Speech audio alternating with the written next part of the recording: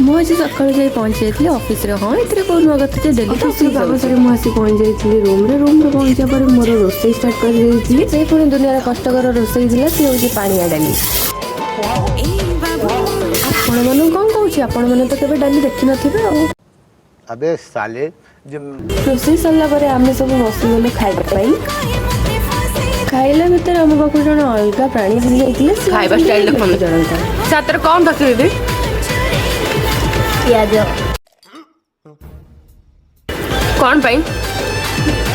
ତମେ ଦିଟା ଖାଇଦବ। ଖାଇସାରିଲା ପରେ ମୁଁ ଟିକେ କହୁଛି କି ନାହିଁ, ମୋ ନଜରରେ ପଡ଼ିଯାଇଥିଲେ ଦୁଇଟା ଅଲଗା ପ୍ରକାର ପ୍ରାଣୀ। ମୁଁ ଏକୁଟିଆ କାହିଁ ଦେଖିବି? ଆପଣମାନେ ବେକାରରେ ଏତେ ଟଙ୍କା ଦେଇକି ପାର୍ଲର ଯିବା ଅପେକ୍ଷା ଆମ ରୁମ୍କୁ ପଳେଇ ଆସନ୍ତୁ ଅନୁପ ଦି ପାଖକୁ। ଦେଖୁନାହାନ୍ତି ସେ ତାର ଫୋନରେ ଘର ଭଙ୍ଗା ସିରିଏଲ ଲଗେଇ ଦେଇକି ସେ ତାର କାମ ଚଲେଇ।